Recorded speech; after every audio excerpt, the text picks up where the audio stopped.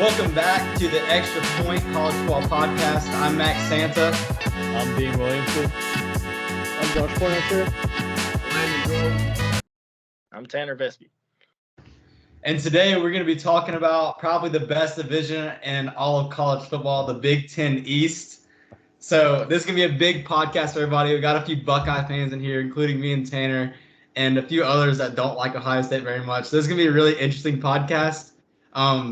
There's 3 teams in the Big Ten this year that I think have a legit shot of making the college football playoff and then actually winning the national championship. So there's a lot of competition within this division, and I can't wait to see where this podcast takes us. So without further ado, we can go ahead and start it off with that team up north. I'm not even going to say the name because they don't even deserve that recognition.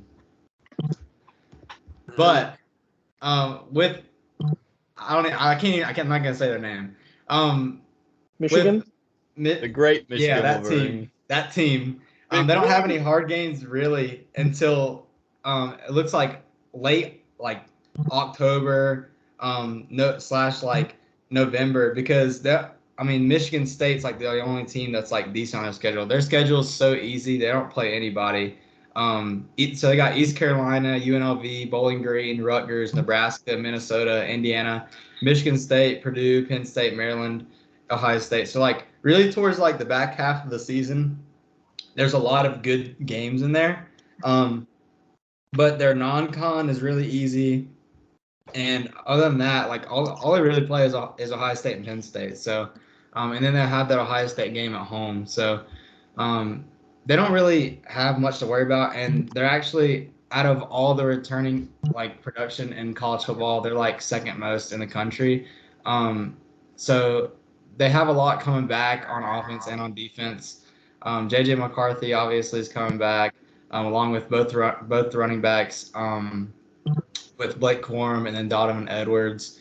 And then I would probably say they're one of the best running back duos in the country, as much as that hurts me to say. It's probably either them or, Ohio State is good too. There's really, honestly, a lot of good running back duos within this Big Ten East. 1, 2, and 3 is probably Michigan, and then Penn State, and then Ohio State. So as far as the offense goes, like I said, JJ's coming back, and then the running backs coming back. But the receivers, I don't really see anything there that really jumps off the wall to me. Cornelius Johnson is coming back as their best receiver, and then Roman Wilson, who I believe was hurt last year. And then they lost Ronnie Bell, and then their tight end Eric All, and then the Shoemaker dude left too. So and then they lose a lot up front as far as the offensive line goes.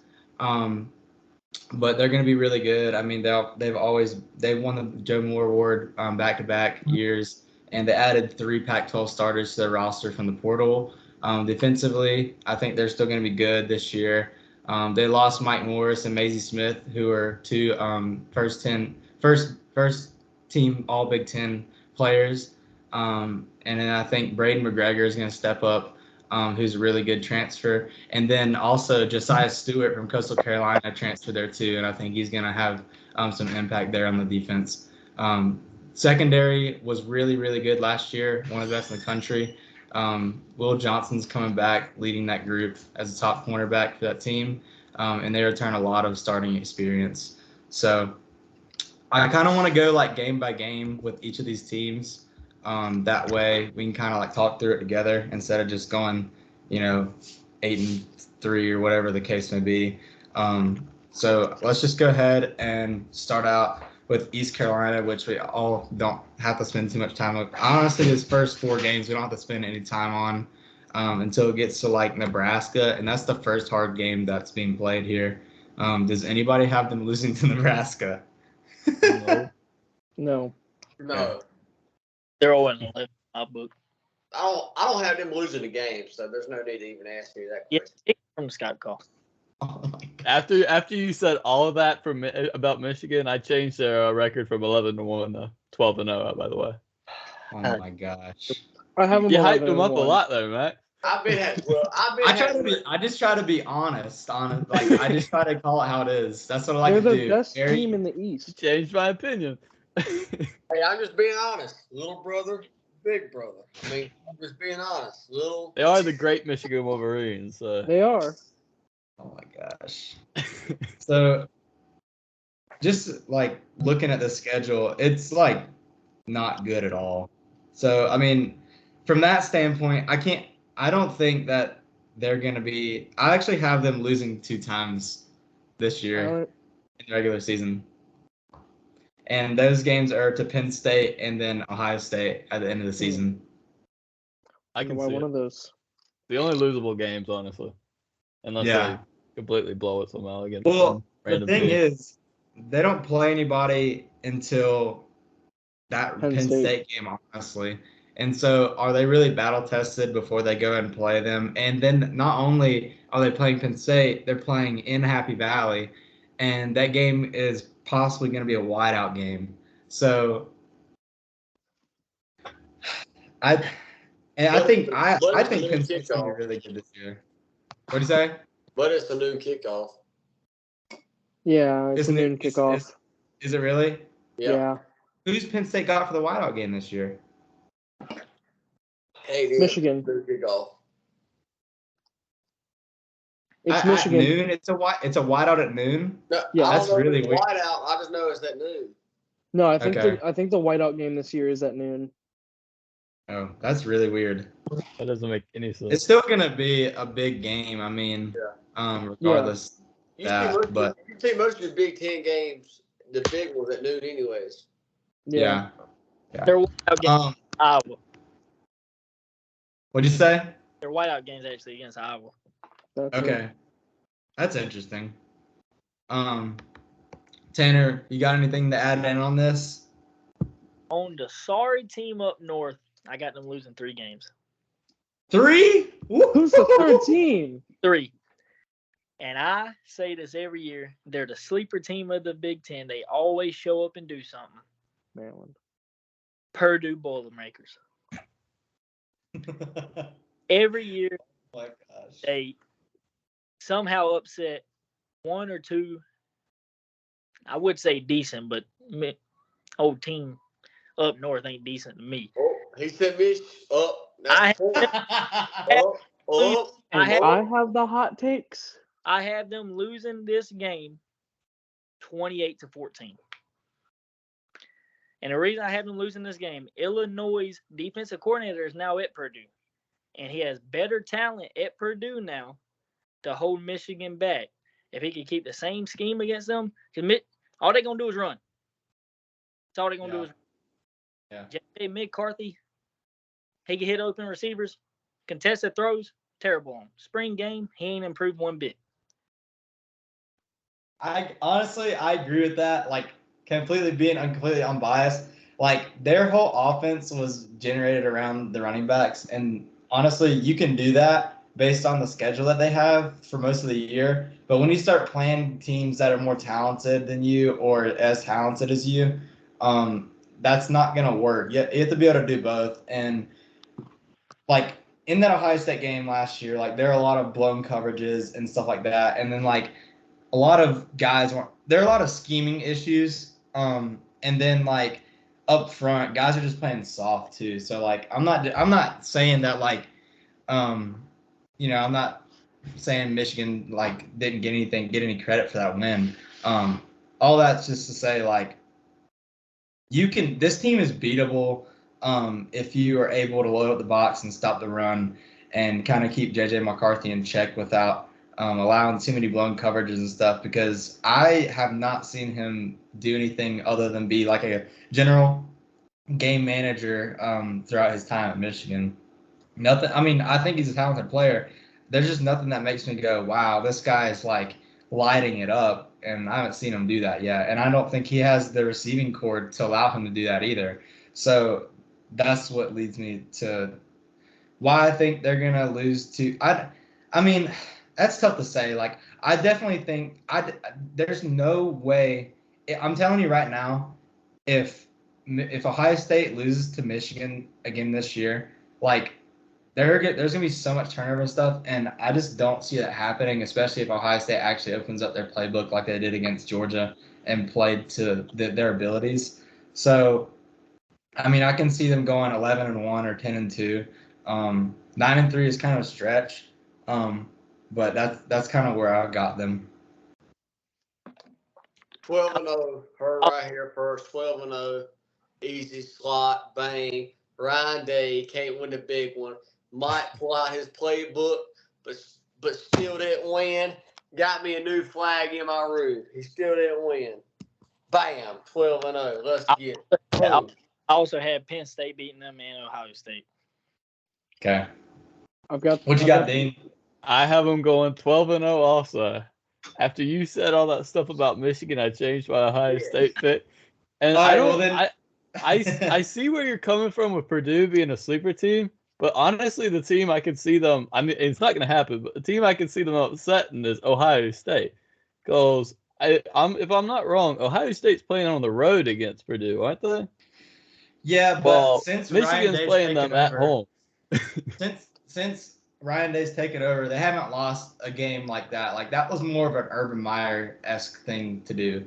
They haven't lost any fluky games like that. I mean, they've lost to Oregon. They've lost to good teams. They haven't lost to, like, they haven't been upset like that since Urban Meyer left. And the last time it happened was 2018. So it's been some time. Because, like, I thought, like, you know, after Urban left and stuff, that there would be more games like this, but there wasn't. So, I don't see that happening. I don't see that happening. You never know with Minnesota. I mean, PJ Fletch got him rolling. Michigan goes to Minnesota on the road after Nebraska. Yeah. I mean, Minnesota. And that'll be a pretty good team. Yeah, that'll be a pretty good team too. So, I mean, yeah, I mean, I think that's kind of where I think the top three teams this year in the Big Ten East: Ohio State, Penn State, Michigan.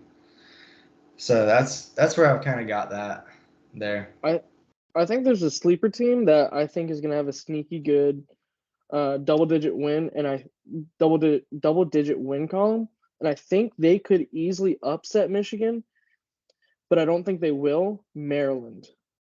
I think Maryland will be a sneaky good team with an easy schedule, but will be battle-tested, but lose good games. Yeah. Okay. All right. Well, let's move on from the Wolverines and let's go to. You guys want to go Ohio State next, or you want to go somewhere else?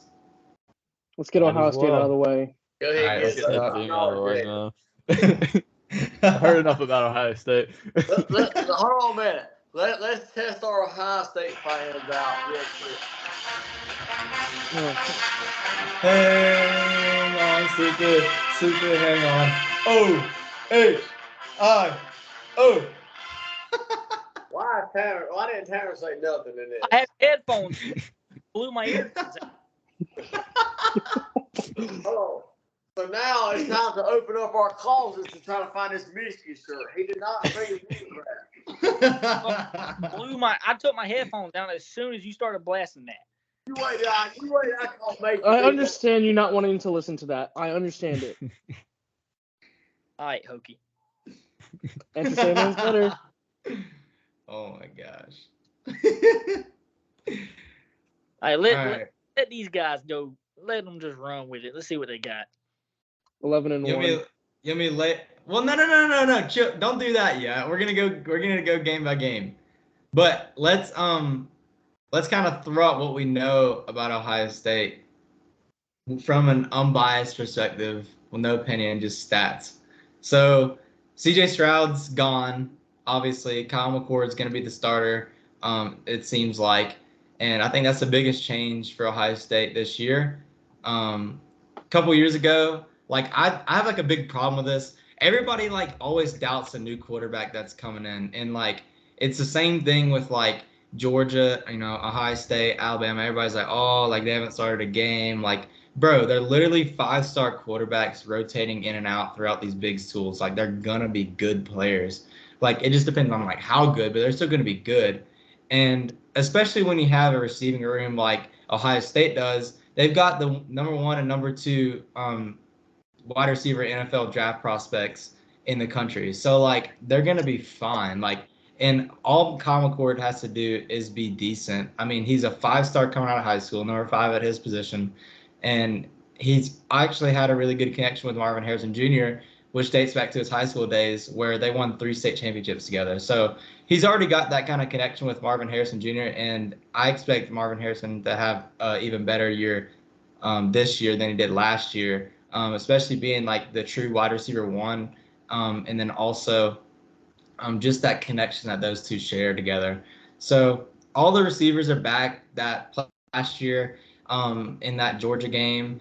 And I mean, obviously Jackson Smith and Jigba was there too, but I mean, I wouldn't really count him because he didn't play much at all last year. The biggest question to me is probably the offensive line, because they had to pull in a transfer from San Diego State after losing Paris Johnson Jr. and then Luke Whippler and DeJuan Jones were also out, and that was one of the best lines in the country, talent-wise. And then so having to replace that and having to replace tackle and different things, there's gonna be a lot of movement in the line. So really, I think that's the big thing for Ohio State this year is the offensive line and how they play. I don't think it's the quarterback. And then I think they also carry one of the best running back rooms in the country. And I think the Big Ten East owns the running backs this year, especially Ohio State's got Travion Henderson coming back, 5-star guy. He struggled with being hurt last year. His freshman year was really good. He averaged 6.8 yards per carry. And then Mayan Williams was a key back last year who was playing kind of hurt against Georgia, still played pretty well though. And then Dallin Hayden and Chimp Trainum played a lot too. And then Evan Pryor, everybody kind of forgot about him, but he's coming back off an ACL injury and was the number 7 running back in the country coming out of high school too. So that running back room has guys on guys on guys who have played a lot last year when Ohio State needed them for sure, because that room was pretty decimated going throughout the year. But with all those guys back healthy, that room is really stacked. And I'm surprised there haven't been any transfers so far. So and then the big thing too is defensively, a lot's got to change. Again, after a better season last year, it was more blown coverages than anything. But the defense was better. They bring in Jahad Carter from Syracuse, and then the Davidson Igbinason dude from Ole Miss to help the roster out a little bit. And then the return guys like Denzel Burke and Lathan Ransom, who are 2 of the best at their position in the country. And that I expect them to have better years this year. And I think if Denzel Burke, he's a guy that I definitely think could be a first rounder this year if he plays like he's supposed to. And then I think if this defense isn't closer to 2019 than last year, there's a lot more issues. The line's going to be really, really good this year defensively with guys like JT Tuimoloau and then Jack Sawyer and then Michael Hall plugging up in the middle. So they've got guys to be able to kind of be able to have a line kind of like they did in 2019. And JTT is going to be a big name this year, especially for as far as an NFL guy goes. And then for linebackers, Tommy Eichenberg and then Steel Chambers come back.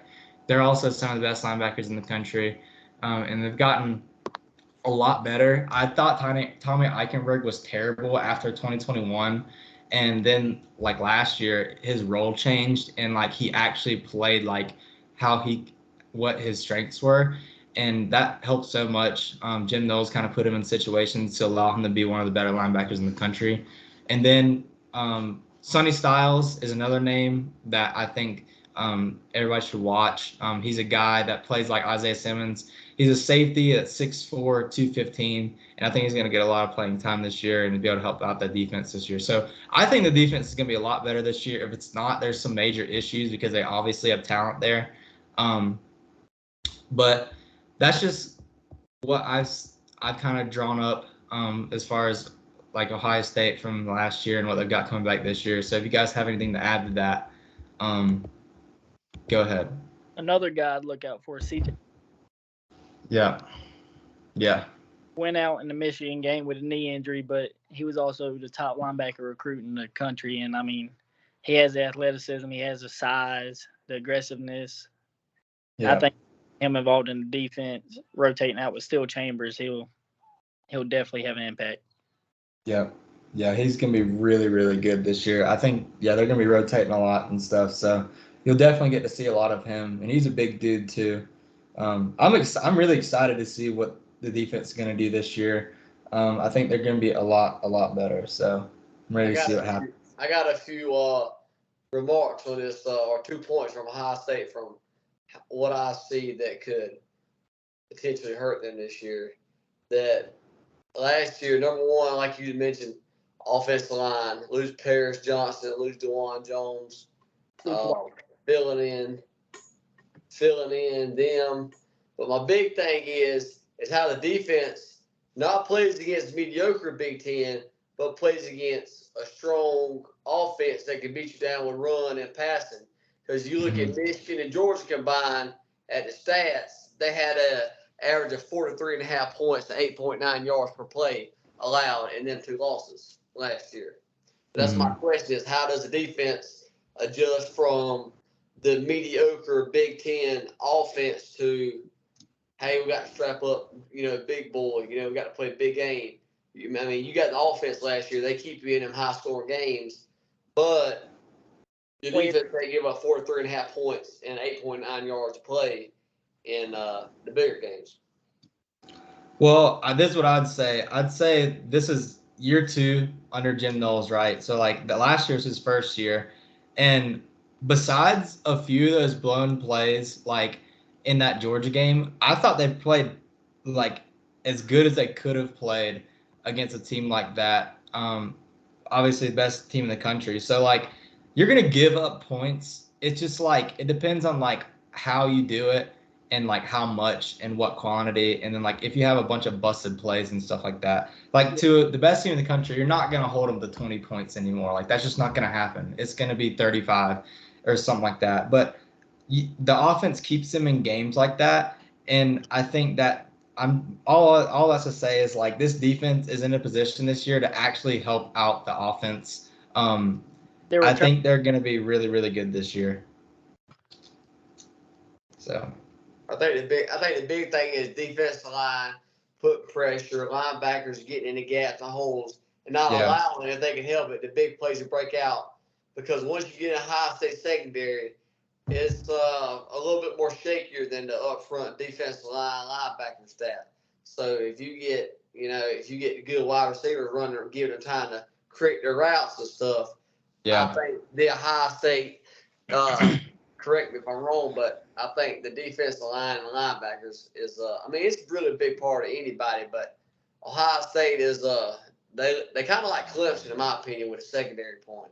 I mean, the defensive line, especially bringing the heat along with linebackers, they're always physical, fast, flashes the ball. But then you give that secondary time to the wide receiver to work their routes and stuff, and then stuff starts getting haywire once you allow time. Yeah, I agree. Yeah, I think like last year too, like there were times like they didn't get enough sacks and enough pressures last year as they should have. They needed to get the quarterback on the ground more this year. And I think like these guys are coming to the third year at Ohio State with guys like JTT and then with Jack Sawyer. And they're going to have, like you saw, like just JTT single-handedly won that game for Ohio State against Penn State. Like, he's an absolute animal. I think that was just a glimpse into what he's capable of. And then with another offseason and then another year learning under Jim Knowles and what he wants from the defense and learning the scheme more and stuff like that, like they're just going to be that much better. And these guys are like 1 and 2 in high school as far as defensive ends coming out. So I think they're going to be able to get the quarterback on the ground more, which is ultimately going to help the secondary this year. And then Denzel Burke's coming to his third year to lead that group. And in his freshman year, he was really good. I'm pretty sure he was like second or third team all Big Ten. But I expect him to be a lot better this year. And I think their scheming is going to change a little more to be able to free those guys out to play more like they did in 2019 too. So, and they got some freshmen that have come in too. But I think the reason that the secondary has been so bad, like, and I've heard a lot of things, but ultimately, like, it was between the transition of Urban and Ryan Day that there was like no cornerback recruiting being done, and it kind of hurt Ohio State a lot. And like you're seeing that now, but they're starting to pick it back up now that it's been a few years since Ryan Day's become the head coach and stuff. So I expect it to be much better. I don't think I don't know that they'll be like the best in the country or anything, but I definitely think it's going to be like you're not going to see so many busted coverage plays. You're not going to see these guys, and I think there's going to be a few guys that actually have pretty good draft stock going into the NFL draft and stuff like that, which we haven't seen from Ohio State in a few years. So if there's one guy that could help out with the run defense, I think against heavier run teams like Michigan and Penn State, we're going to have to get Josh Proctor involved. Yeah. That's a guy too. Like I'm pretty sure it's like his 5th year playing at Ohio State. There's also one side, Xavier Johnson. Yeah. And he saved us in a Notre Dame game, kept us in Georgia. Mm-hmm. Yeah. I think he's gonna be a big part of that offense too. So like offensively, the only problem is the O-line. Donovan Jackson and Matthew Jones are both really good offensive linemen. So honestly, it's just that tackle position that I'm a little concerned about. But I think they'll be fine, and they should be able to get the ball up pretty quick because these receivers are so good, being able to get open. So let's go through the schedule, game by game, and see what everybody's got. So first game is going to be at Indiana. Y'all got win for that game? I mean, I think everybody's pretty. And then I think it really. All right, let's jump to week 4 because I mean Youngstown State and Western Kentucky. Western Kentucky is honestly not a bad like non-conference team to play. Like they're a high-scoring team, and I think that's going to be like no, it's not a big test, but like it is going to be a test for the defense in some form because they're probably going to be like top 5 in their passing offense, and they usually are every year. So that'll be a good test for Ohio State. And then the next game that actually is going to have some huge repercussions is at Notre Dame on September 23rd. So let's talk about that one. I mean, I still have Ohio State winning that game. I think it'll be a pretty close game. Mm-hmm. With Sam Hartman transferring to Notre Dame. I mean, I feel like they're going to get better offensively than they were last year. I mean, Ohio State still won. They beat Notre Dame last year, and I think they'll just beat them again this year. But I think because it's at Notre Dame, it might be a little bit more questionable. That's like one of the only games that I see Ohio State, besides like Michigan, because I see them beating Penn State. Like I see the Notre Dame game more questionable than the actual Penn State game. Like I see if Ohio State were to go 10-2, I feel like their loss would be to Notre Dame and not Penn State. I can see that too because Notre Dame always plays to their competition 95% of the time. You hyped Clemson up last year. Clemson goes in Notre Dame, gets waxed. Thank you, Dane. That's for you. A couple years ago, when Georgia made it to the national championship, 2018, they had to go to Notre Dame early, and I barely come out of there with a 2019 win. So Notre Dame on the road at Notre Dame is tough. Notre Dame is going to be physical. It's the name brand. Notre Dame is no different. They're a little bit more strung down in Alabama, but it's just a name brand. But Notre Dame. I think the thing that Notre Dame's going to struggle with this year, they lost their main piece of offense at running back. Mm-hmm. I mean, they lost their main. They have a great corner in the young kid, but honestly, I mean, it's going to be hard for that secondary to keep up when you got. I mean, you could honestly say if Julian Fleming plays like Julian Fleming should play, like the start of the season, you got 3 first-round receivers. Yeah. I mean, it's hard to coordinator scheme against that. Yeah. I've got Ohio State winning that game. But I definitely think it's gonna be a close game. And I think it's like just gonna come down to like I feel like the defense is like I've been saying this, but the defense is gonna be better this year. Like I think they're gonna give some points to Notre Dame, especially Sam Hartman at quarterback. And I feel like that offense at Notre Dame is probably gonna change a little bit to kind of fit him, based on what he did in Wake Forest. But like it's just the receiver talent and stuff there. I'm just not seeing it. Like literally Notre Dame had a receiver transfer to Ohio State to play a different position. Yeah. Who actually played a decent amount this year. So they just don't have the talent to me, to be able to do that. Yeah, I don't think. I think one thing that's gonna hurt Sam Hartman is, he didn't play really other than Clemson. Have that front seven that Ohio State has. Yeah. Yeah, I agree with that. Does anybody have Ohio State losing Notre Dame? No? Okay. All right. Then Maryland, I think like they'll be better this year. But I still have Ohio State has had a tough time with Maryland. Like last year they played them really close. But I think like the changes and stuff on the defense are gonna make those type of games kind of go away. So I've got them beating Maryland, and then they play at Purdue. And we're talking about Purdue. I don't have them losing to Purdue. Like I said earlier, like I think those games are kind of gone out the wind for Ohio State. They smashed them last year. So I think that I think they should take care of business pretty easily there. You guys good with that too? All wins? Yep. All right.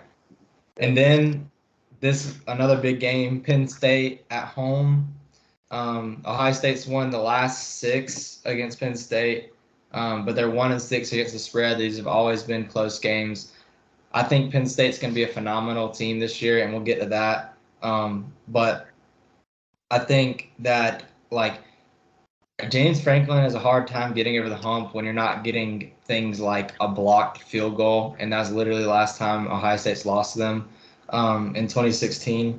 And then like those teams are so much different now than like what the teams Ohio State has now. And I think Penn State's going to be a great team, and I actually have them having a really good record this year. But I just think like Ohio State's got it, like, and especially that game's at home. So like that's another big factor too. I can see like Ohio State winning this game, like 42-38 or 42-35 or something like that. Like I think it's gonna be a really close game. But I do have Ohio State winning that game. So y'all got Ohio State winning too? Okay. Yep.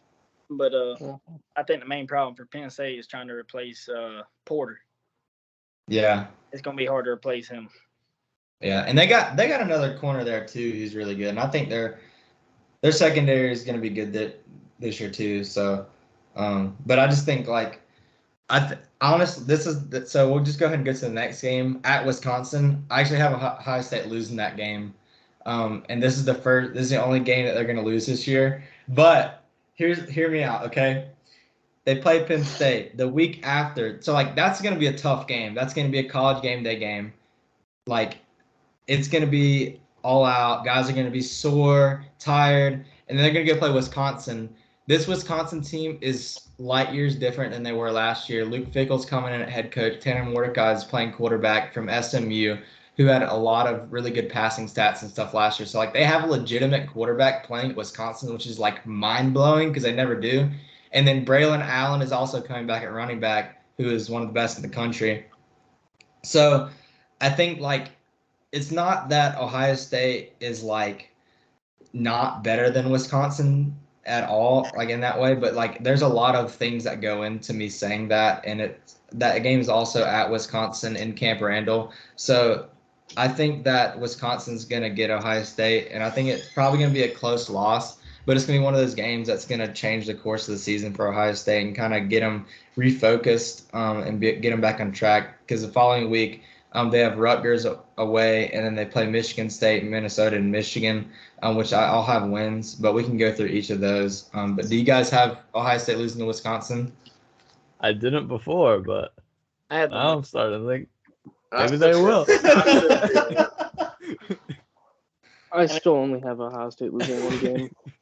The reason I have them, I think Luke Fickell is going to try his best to use Braylon Allen the whole game. Yeah. Probably, they don't have no depth behind him.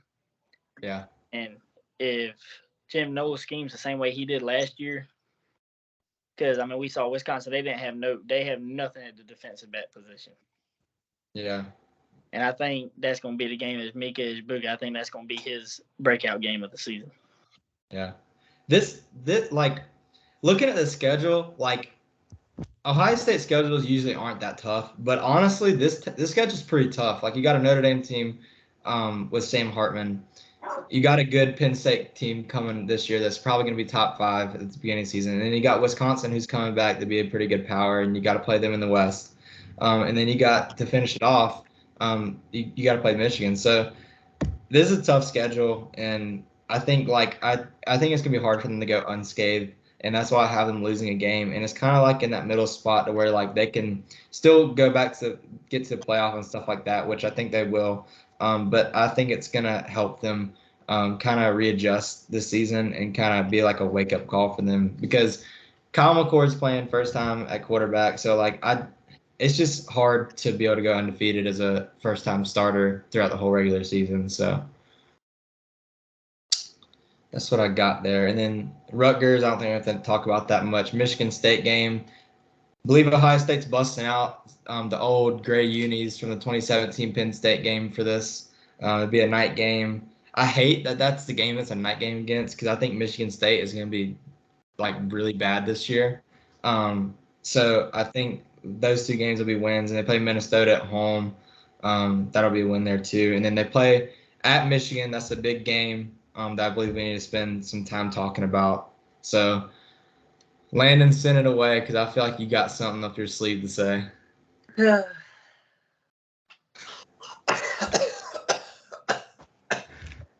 Let me clear my throat for this one. Okay. Let me point out one thing. J.J. McCarthy has not lost to Ohio State as a starter. Connor McNamara held him up last time Ohio State beat Michigan, which was, let's add, 2 football seasons ago. Yeah, Tanner, I'd be grabbing that pillow too if I was you. J.J. McCarthy will make Ryan Day lose his job, pack his bags, see you later. Michigan wins the Big Ten, East, and the championship. Don't hold a lot. If you can't stop J.J. McCarthy, get you some of Blake Corum. Michigan 38, Ohio State 24. Bam. Oh my gosh. 38-24. 38-24. They in the big house. This ain't no horseshoe. Give me that. I'll take it. You can't stop McCarthy, you big Corum. Let's go. I like it. Done yet? 10-2. No. Wisconsin, You didn't go 10-2? Wisconsin and lost to Michigan. Keep going. I That got was not my him. point to talk you into that, Dean. Ohio State 11-0. Tanner Christ, because Marvin Harrison Jr. has a nail in his toenail and swears up down that the nail in the toe for the toenail is the reason why they lose to Michigan by 2 touchdowns is because Marvin Harrison's toe had a nail in it when it's supposed to be a toenail. Bam. I have him going 11-1. I have a game 45-22. I think last year, Mine Williams dealing with injuries. They had to go to Dallas or Chip train them actually, who had a ball all year until that game. And I think that Ryan Day this whole season is going to come out the same way he came out against Georgia, firing on all cylinders. Yeah. And if Ohio State just limits 3 plays over 50 yards, which I think they will do this year, they win that game easily. Yeah, I agree with you. This defensive line is going to be that much better this year to stop the run. So once you have that out of the way, I think and you're able to open up the offense more. And I don't think that Ohio State they're not going to be able to score as many points like they do against these other teams. And I think this Penn State game will be kind of similar to that. But the offense, there were times in the season you're seeing Ryan Day take the playbook and go like this. Okay, we're only going to have 5 plays. We're going to run the same ones. And we're trying to run the ball and be a running team, and we're not that. And whenever you do that against teams like Georgia and you open up the playbook and see, oh, wow, we can actually play with the best team in the country if we use the playbook right because we have the guys at receiver because of Brian Hartline. and what he's done to recruiting. So when you do that, I think it changes the whole game and the whole outlook for this team. Just seeing what they're capable of, because if they had played that Georgia game last year and got absolutely slaughtered, I would look at this schedule and probably go 10-2. But because I know what Ryan Day is capable of on offense, I think that they're going to lose. In my opinion, I think they're going to lose a game. But I'm telling you, Columbus might get set on fire if they lose that Michigan game. So I think go ahead. I think Ishbuka and Marvin give Will Johnson and Saint Strill a wake-up call. I think Marvin 3 touchdowns this game, over 200 receiving yards. Because all they had to do that game, throw the ball deep. They did it twice in a row to Marvin Harrison and quit feeding him the ball. Yeah. And I think if the blocking actually, if Garrett, if he could, our tight end, if he could fix his blocking, 90% of our screenplays work. Yeah. Because, I mean, it's just, and with Trayvon Henderson healthy, I think this game should be no problem, easy blowout. Yeah. I think they're going to. I don't know. I can't go to blowout, but I can see 2 score, like especially with like all them losing the past 2 years and like all the stuff. Like literally, Michigan quit on them in 2020, so I think that like with all that building up, like it's time like put the foot on the throat for Ohio State and just do some damage here. Michigan quit. Now hold on a minute. They had COVID. We're not starting this. They were 3. They did. Michigan had COVID. They almost lost to Rutgers that year. They had COVID. They did not quit. I put it to you this way. The only way Michigan wins is if Ohio State gets COVID that week. I think Ohio State opens up that playbook, and they still lose to Michigan. He don't know what he's talking about, but let's go on. So I think right here. This is coming from the bias. I think now this ain't bias. I do a lot of research. I actually watch film and I actually draw out. That's what I do. That's what I do for the high school. I coach it.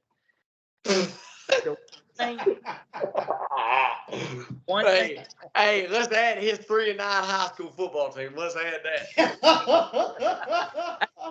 I did not coach last year. I coached him this year. Oh God! What I will say is, do you think this Michigan defense, their edges, all right, their strong suits, their linebacker position is what I think. I think that's their strong position. DBs, Will Johnson, every time he played against a good receiver, he kind of struggled. Yeah, he played good against Ohio State, but most of them touchdowns that were broken up, especially by Saint Strill, it was catchable balls. I mean, our tight end in the end zone, ball hit his hand, should have been caught, got knocked out. But I think with Trayvon Henderson healthy, that opens up our run game completely with screens and everything. Because we didn't run many running back screens that game. That's usually what we do. But I think I got them win that game 45-22.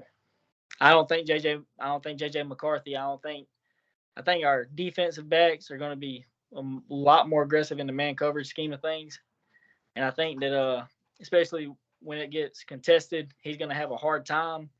And I think JT and Jack Sawyer, I think they actually show what they're made of this season. I don't know. I think this is the game that seals JJ McCarthy that Heisman win. Can you say Heisman? Yeah, JJ for Heisman. I don't know. He's not going to win the Heisman. McCarthy wins the Heisman. Well, actually, let's go back real quick. Time out. He could potentially be up for the Heisman. Just depends on how good Brock Bowers does at tight end. That is the key. I got to add. Carson Beck. Oh, my gosh. Brock Bowers is not winning the Heisman. No. How did Georgia get brought into the Big Ten? They always do somehow, don't they? Well, I mean, yeah, I can see it starting out kind of slow, especially Kyle McCord's first time starting in the big game.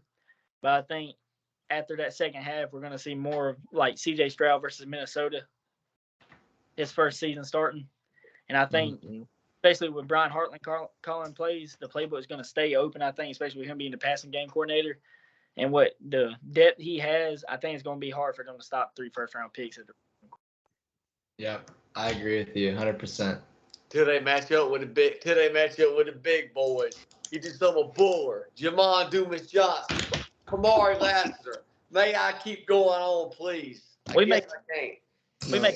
We make Khalil Ringo's draft stock go down. This thought Jalen Carter's there. Listen, the reason that Ohio State lost that game is because Marvin Harrison Jr. got hurt. Do we forget? The Georgia Bulldogs saved by injuries once again. Benson Bennett. That's 2 words. I should have worn my Stetson jersey to express why Ohio State was eating cupcakes, why Georgia won another Georgia championship. A blind squirrel got to find that every once in a while. I don't think Ryan Day's found that nut yet. He hasn't. Took Kirby 4 years. It's his 4th year. He'll get it this year. That was a comparison made. I've heard that comparison made. Of who? Okay. Look, Ohio State got to the national championship. They lost. Okay, Georgia did too. And it took Kirby some time to be able to build up a program. So just because Kirby Smart didn't do it then didn't mean that he couldn't do it. And the same goes for Ohio State and Ryan Day in this program. So we're going to give Ryan Day 36 years, and why I'll sit here and get a pack of Reese's Mountain Dews every day while we wait our 36 years worth of Ryan Day. I know it's saying this, but if the defense had a mentality of 2019 defense, there's no reason to say we're not 2-time national championships since then. Yeah, I agree. I think that was – anyways, we're getting off track. Let's go to Penn State because I think we need to spend some time there. And then after that, I'm going to kind of roll through because, I have some stuff to say about these other teams, but we spent a lot of time so far talking about just Ohio State and Michigan. So Penn State, Drew Aller steps in to replace the long-tenured Sean Clifford at quarterback. This is probably the first 5-star quarterback that Penn State has had in a very, very long time. Maybe ever, I'm not sure. And I think he's going to take this offense to the next level. Nick Singleton and Katron Allen come back to make this backfield probably the best in the country, in my opinion, based off of on-field production last year, other than probably Donovan Edwards and Blake Corum. And then Singleton ran for 6.8 yards per carry last year. Katron Allen, 5.2. And then in the receiver room, they added Dante Cephas, who is an All-MAC at Kent State. And then they returned Keandre Lambert-Smith, who had 659 yards last year. Theo Johnson is a tight end who returns from last year, who could become a good target for Drew Aller, especially since this is his first year starting. I feel like a lot of things start from the tight end position. And he was the number 4 tight end coming out of high school. Olu Fashanu is their best returning offensive lineman tackle prospect in the country, and he's going to be really good. He could have probably been the best last year had he gone to the NFL last year. So they got a really good tackle coming back, which is really helpful for Aller in his first year. Caden Wallace and Landon Tingwell also come back with experience. Have been missing a lot of games last year, so their offensive line looks pretty solid. Defensively, they've got some really outstanding players. Chop Robinson had 5.5 sacks last year and did a lot of damage up front. He's a top 5 defensive end in the country coming into this year. And they'll be strong up front. And then in the secondary, they might be the best in the country with Kalen King leading the unit. And then they lost 2 guys to the NFL, obviously Joey Porter Jr. And then they were the number 2 secondary in the country last year. Linebackers will also be good.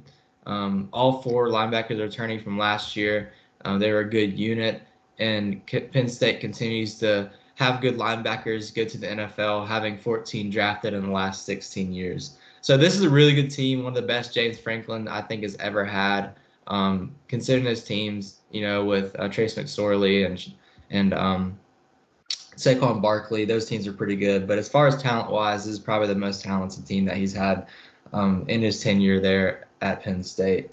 So let's take a look at this schedule. If you guys got anything to add about this team and some thoughts there, take it away.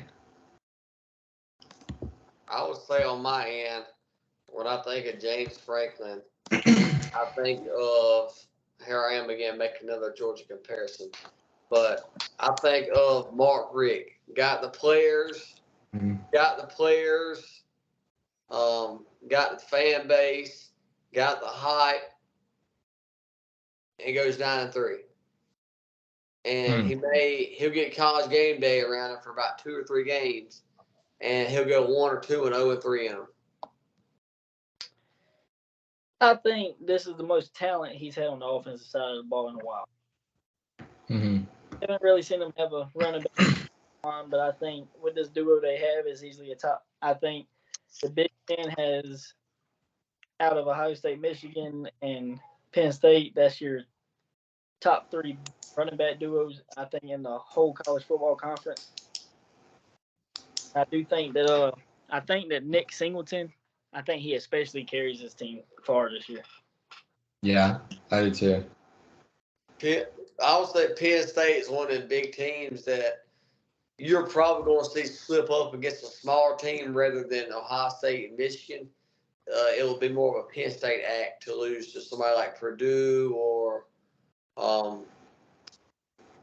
you're thinking Purdue or, Northwestern or Illinois, Iowa, like that.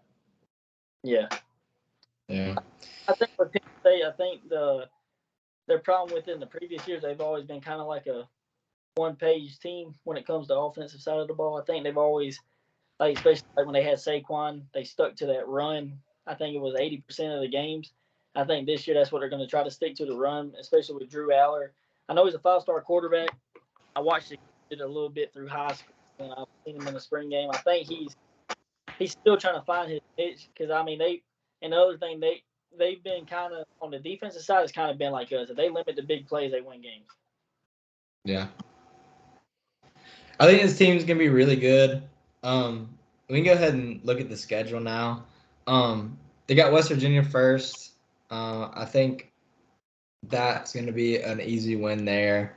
There's a lot of different stuff going on at West Virginia, just like they've got a lot of stuff to figure out there. So I don't think they have it together to beat this team. And then they got Delaware, and then they'll beat them too. But I think Illinois is their first real test. Illinois should have a pretty good defense this year. They had a pretty good defense last year, and had a guy drafted in the first round from the secondary too. So, but I mean, if they did lose a game early, I guess it would have to be that one. Just because I think Illinois is a pretty decent team, but I think that Penn State's got that one, and then Iowa. I've got them beating Iowa too. You guys have them beating Iowa too? Or where's your first game where you're? I guess is it Ohio State for you guys, or is it somewhere else? Yeah, Ohio State's the first game where I have them losing. Yeah. Me being honest, Penn State's one of them teams where you never know how they're gonna start out with. I mean, they should be West Virginia, but they're one of them teams that, I mean, you never know. West Virginia could come up and hit them in the mouth, and they fold right there to start with. Yeah, they've always been a team that, especially for those first 3 games, that's where they really find out how that season's going to go. And I mean, West Virginia, they're not. They have the thing. I do think if it was the same Illinois team as last year, they would struggle. But I mean, they lost their running back. They lost their main key defensive guy, Devin Witherspoon. I think he's one of the best defensive backs that comes to controlling the run game. I don't think Illinois gives them a problem. I think Iowa, especially with their defense, they've always been known for it. But I don't think I would say Iowa would be their first tough opponent. But the problem is Iowa, I know they got the tight end and the quarterback from Michigan, but I still don't think that's going to give them enough firepower to put up with Nick Singleton and Drew Aller and all them. But I think Ohio State that's their first challenge, I would say. Yeah. So do you still have them beating Iowa, or do you have them losing to Iowa? I have them beating Iowa. Okay. Yeah, we can kind of jump ahead to the Ohio State game because I think that's where that's the game that needs to be talked about. They have not. So Penn State hasn't won in Ohio Stadium since 2011, going 0-5, but they have covered the spread the last three, and then in their last win against Ohio State was 2016. So that's going to be a tough game. Like Drew Aller's new quarterback coming in. I think they're going to be really talented. I think it's going to be a close game. Probably going to be called game day, this, that, and the other. But I think that Ohio State's going to win that game. And I think you guys all have that too, don't you? Yeah. Okay. Yeah. So I think but honestly, I have them beating Indiana, I'm beating Maryland, and then the Michigan game is going to be another big game for them. And I think this is kind of where the tide changes from the rest of the Michigan teams. I had them beating Michigan this year. And it's nothing against me just not liking Michigan. I think that Michigan kind of gets a taste of their own medicine here. Yeah. I think that running back duo, I think they just completely shred that defense. Yeah, they're really good. I think they shred it, but I'm not saying it's going to be a blowout. I think it's going to be a one-score game or one-possession game. But I think we've seen teams that usually run the ball pretty well. Michigan struggled against that, especially with Illinois last year. And I think that front seven for Penn State, actually, I think they show up big time in this game. Yeah. And Penn State actually led Michigan last year late into the second quarter, 14-13, before they kind of gave it away. Gave it away, giving up 21 and unanswered. But Penn State will always plays good against higher competition, I'd say. And then I think that this is a time where they kind of take advantage, especially at home. Go ahead, Josh. I actually have them losing to Maryland. I think Maryland picks up a sneaky win against Penn State. Okay. It's in Maryland. I think it'll be a night game. I think Maryland will hit their stride, and I think Penn State will fall. So, what about the Ohio State game? Do you have them winning or losing that game? I have them losing that. I have Penn State going 10-2. Losing to Maryland and Ohio State. So you think they'll beat Michigan too? I think they'll beat Michigan. I think they'll get the bounce back win at home against Michigan after losing to Maryland. Okay. Let's go Maryland. Maryland's another one of those teams. If Tua's brother shows up, it'll be good. But I don't think that the only reason I got them beat Maryland, I don't think Maryland the aggressiveness on the front line to Penn State. Yeah. They all earn, one heck of a tackle up front. Yeah.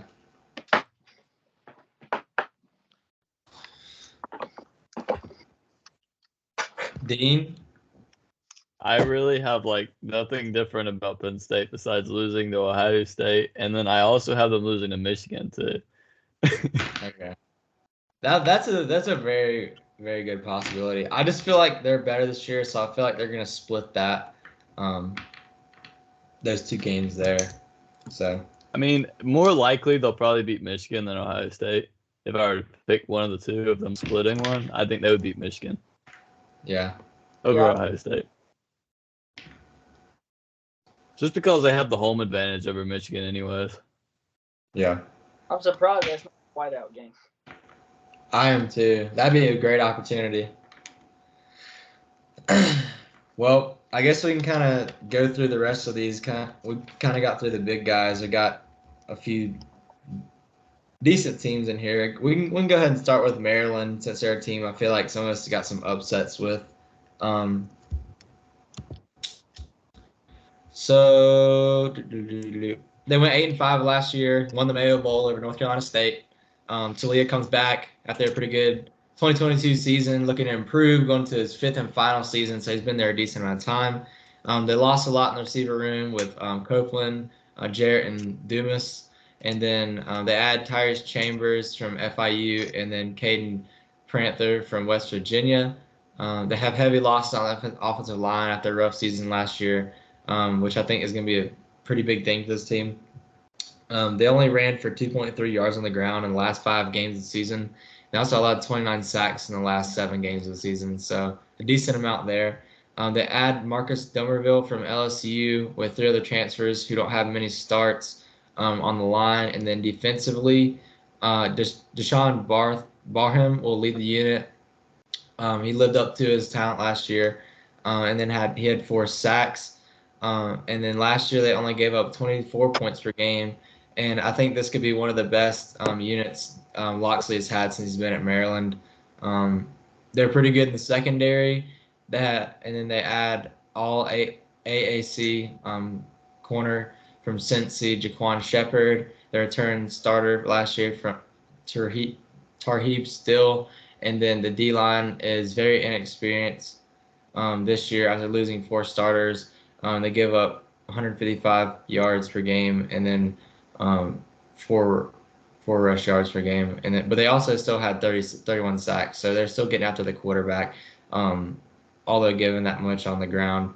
But this is one of those teams, like, I think they're pretty good. Like, Mike Loxley is a decent coach. So they're like hit or miss. It just depends on the game. I feel like some games they just kind of show up flat, and some games are kind of like entertaining to watch against a good team. That team was Ohio State last year.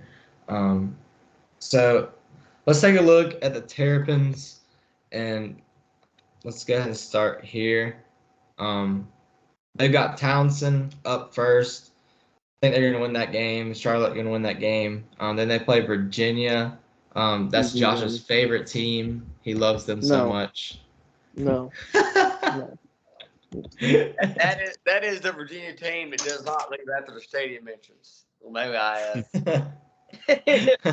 They're worse. I think they. You think they lose to Virginia? Yeah, I do. Who's the head coach there now? Golly, bro. Virginia. Dude from Clemson? Tony Wow. Hill. That's right. God, Who's at Virginia Tech now? Ain't it just Fuente? Fuente, yeah. Yeah. I think, right? Pretty Yeah. sure. I can't Yeah. keep up with all them ACC teams, man. I can't even.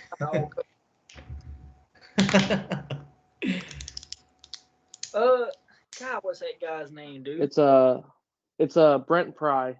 Yeah. Pry, that's it, from Penn Pry. State, defensive coordinator. Yeah. Yeah. Fuente was the old one, right? What'd you say? Yeah, just Fuente was the old one, I'm pretty sure. Yeah. Yeah. They go through me. So, like I said, their fans and their coaches, they probably follow the same thing. Once the Enter Sandman comes on, they all leave. Still better than UVA. You're funny. So they got Virginia on Friday night. This is actually the first meeting since Maryland's been in the ACC. Since Maryland has joined the Big Ten in 2014, Maryland's won the last three of the 4.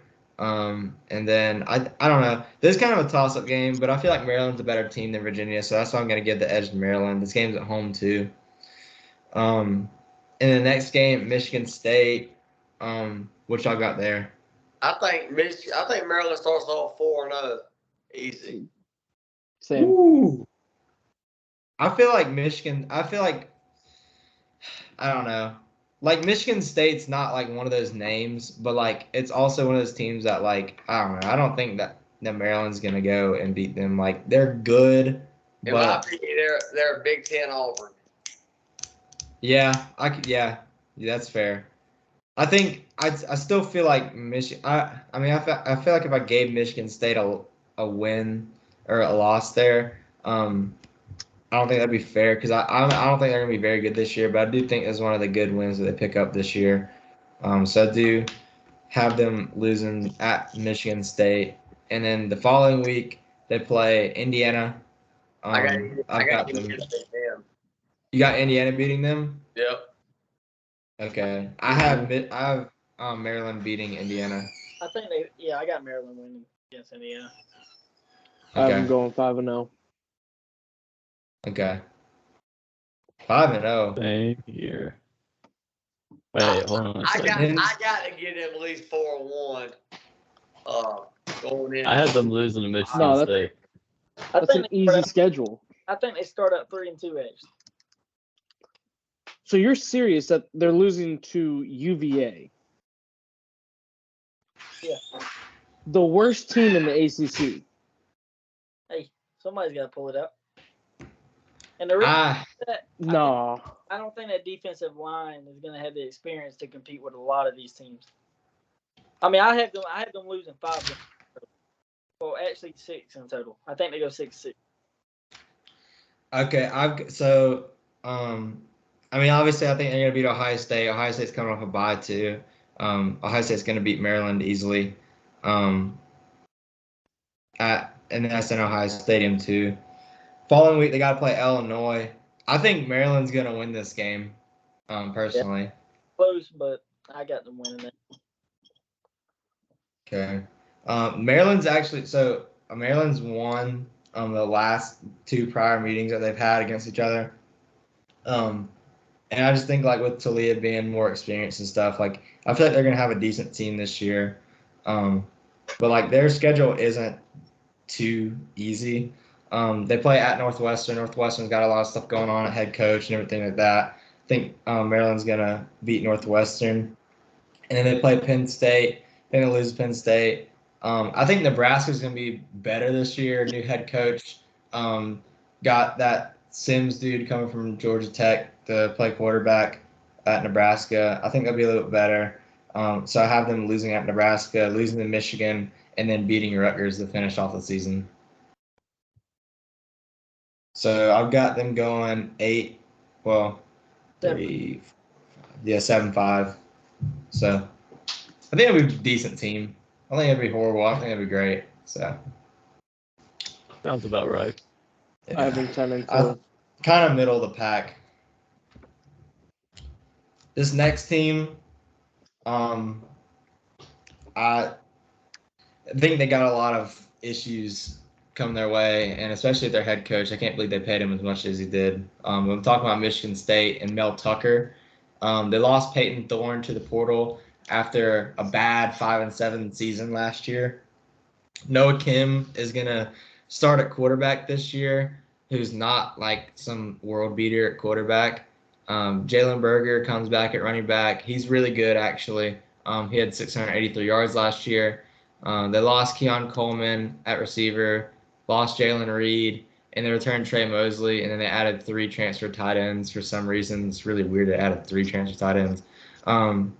But they're more experienced on the O-line with 4 returners, which helps out quarterback position. But there's just a lot of questions with this team, and there's a lot of mediocrity I see here compared to Michigan State teams in the past who have been a little bit better in those top 15 teams that we're used to seeing. They lost a second-team Big Ten player on the D-line and 4 backups, but they got a big – I don't know how they got this dude. They got Tunmaz Adelele from Texas A&M, who's really good. And they also got another dude named Dre Butler, who's the number 1 JUCO tight end, defensive end in the country. So I think their defensive line is going to get better this year. They'll be able to get up after the pass a little bit, especially with a guy like Tunmaz, who brings a lot of talent there. Their number 1 tackler, Cal Halliday, returns, and then Jacoby Windman, who had 6 sacks last year. The linebackers look solid. Secondary was absolutely atrocious last year and the year before. Last year, they were 121st in the country and then 130th in the year before. So I don't think they're going to get better anytime soon, but I don't think they could get any worse. So I think that's still a big question mark there for Michigan State, as I don't know that that's going to get any better. But you guys have anything to say about the Spartans? I think 6-6, 7-5 at best, probably 5-7. Yeah, I give them 1 upset. I think they upset 1 team just because it's going to be an offensive shootout. Yeah. They're just average. Yep. 4-8. And their team should be better defensively than they are. Like Mel Tucker is a more defensive minded guy. And then after after like God, what was the guy's name? The running back that was from Wake Forest and transferred there. He had a really good season. I can't remember. Talking about Walker? Yeah, Kenneth Walker. Yeah. After that team, like with him, like they were like bad and like they got smoked by Ohio State that year. I remember everybody's talking like, "Oh, Kenneth Walker's gonna run Ohio State," and they got destroyed. So, I think like this team's gonna be decent, maybe a little better than last, but they still got some work to do.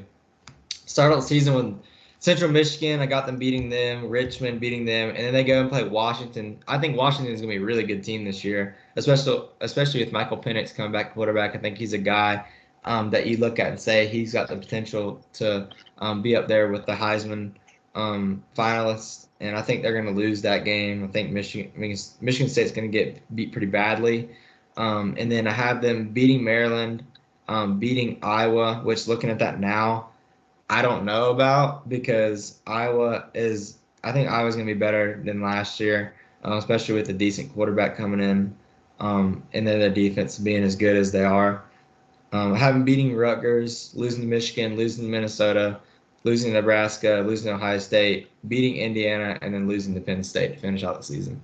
I got the same thing, except for I think they beat Iowa. Okay. Yeah, I mean, I think they beat Iowa too. I feel like I got to give them one of those games, just because I feel like Michigan State's like not that bad, but at the same time, it's like there's just no offensive talent. Like the secondary's atrocious. Like, and there's the defensive line and the linebackers aren't that good to like cover up for it.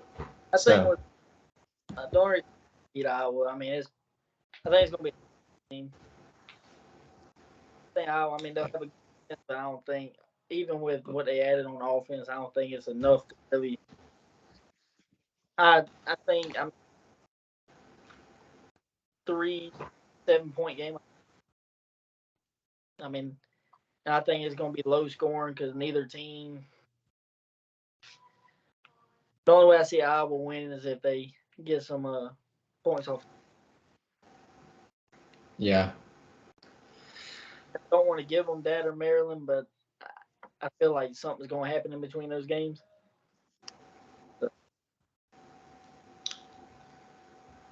What y'all got?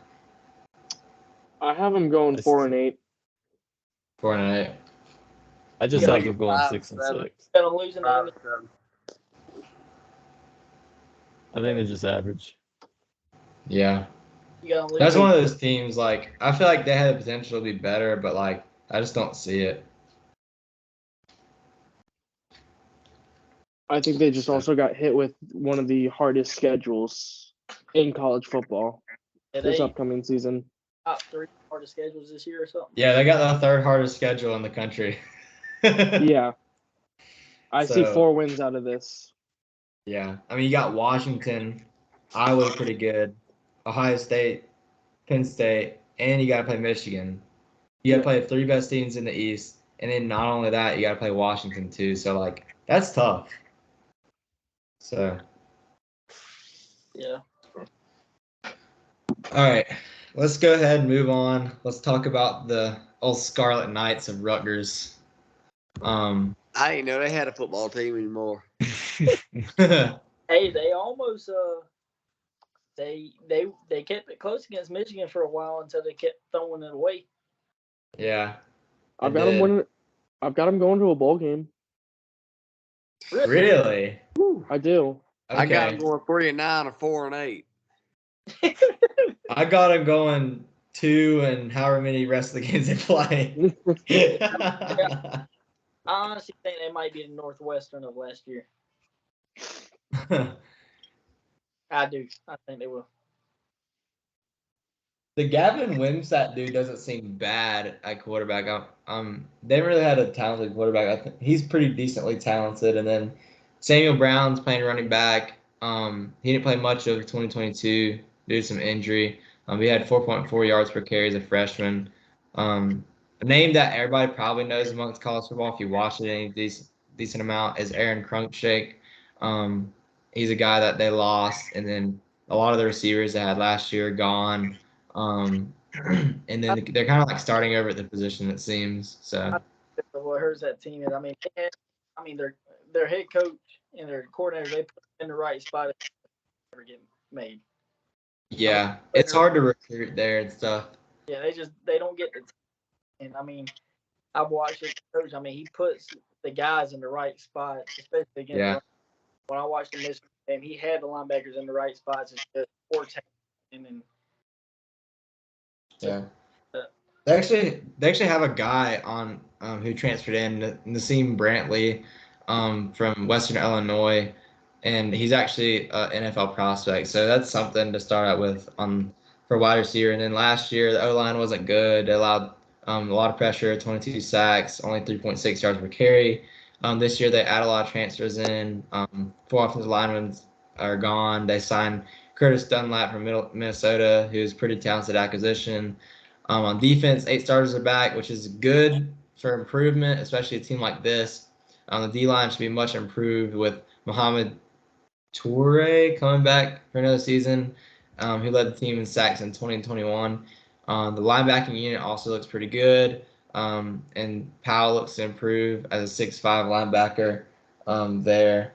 Tareem Powell Jr., who's a junior, so for DBs, they lose their top guy, return 4 full-time starters. There's some transfers coming in. They're 78th in PDR last year, but they might not improve much this year. So they also have a decently tough schedule. Like when you're thinking in terms of like what they have talent-wise and stuff like that. I only have them beating Temple and Wagner. So that's just kind of what I got. They can win a few other games.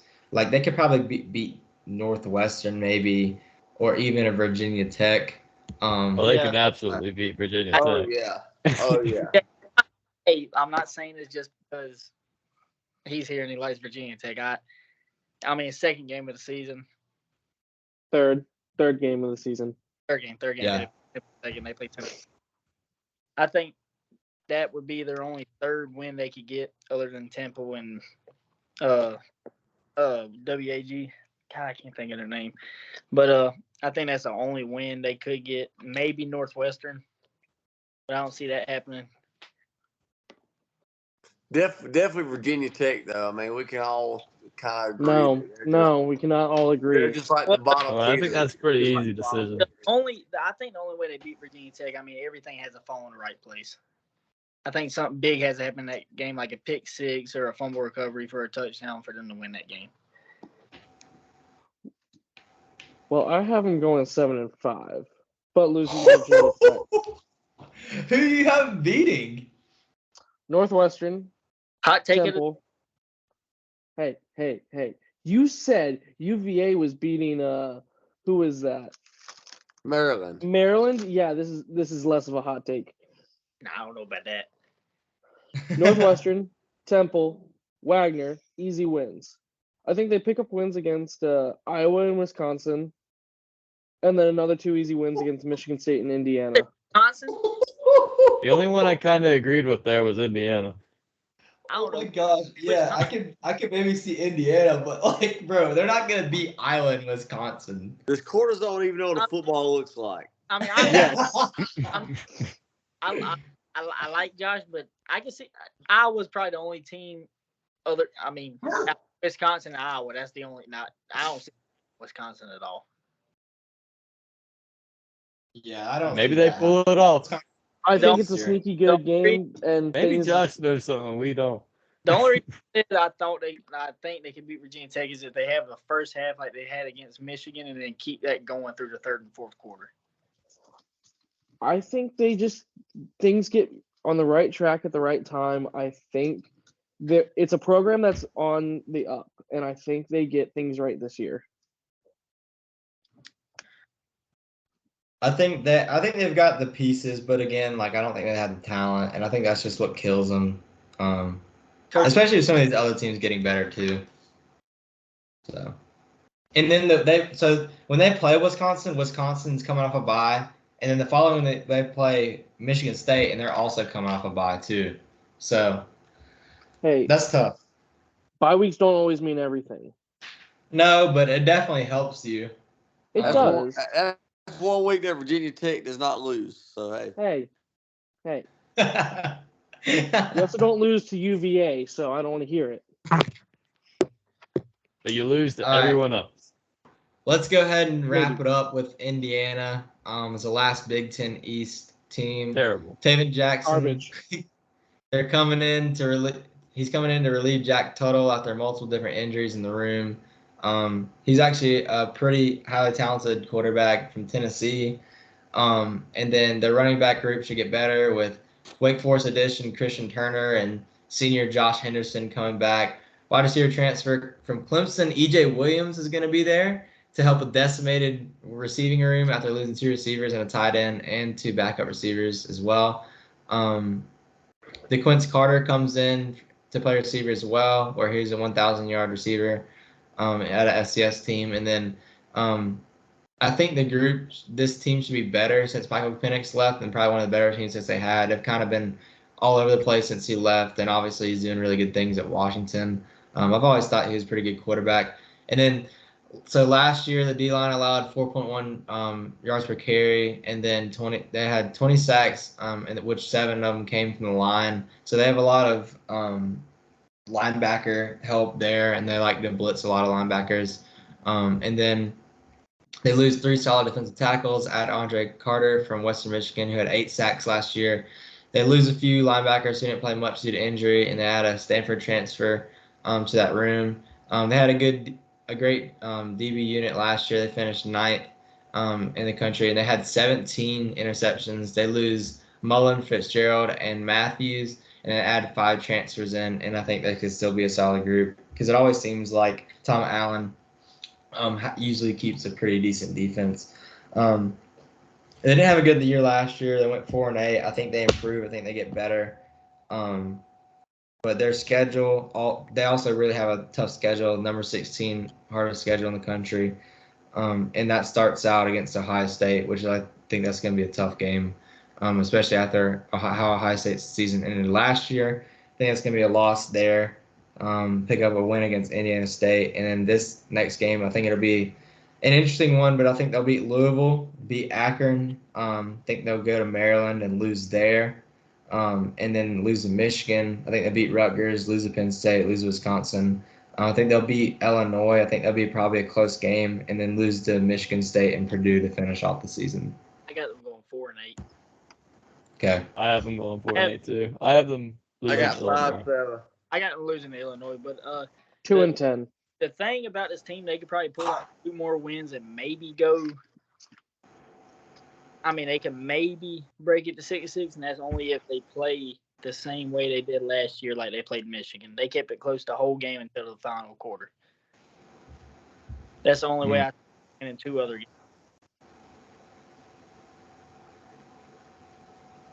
Yeah. What do y'all have? You said 2-10? No. Yep. Who you have them beating and who you have them losing to? I haven't beaten Indiana State and Akron. They don't win another game. I think. Oh my gosh. I'm just glad we're about done talking about the Big Ten East. I mean, my whole life is like about to be made in like a minute. Oh, yeah. Praise the Lord. Is your conference? The first 3 were fun. After that, it was just like kind of flat. I wouldn't even say that. In my opinion, there's not one team in the Big Ten in general, and that's Michigan. Everybody else just kind of trickles down. Oh my gosh. Hey, oh my! Got to add that in just for scenery. Well, if anybody has anything else to say, go ahead and say it. But I think we're good on the Big Ten East. Y'all good? Good. All right. Well, thanks for watching. If you made it this far, we kind of kept the good teams at the beginning. So, but stop in next time. We'll be talking about the Big Ten West altogether, and then hopefully I'm gonna try to put in some Group of 5 teams in the middle of the week, just kind of keep something in there, content wise. So might talk some Chanticleer football next time we go Group of 5. Oh yeah. So We'll have to get the whole Coastal crew in here together to talk about that. That's 12-0 easy. 12-0 easy. All right, well, that's going to do it from us, and we'll see you next time.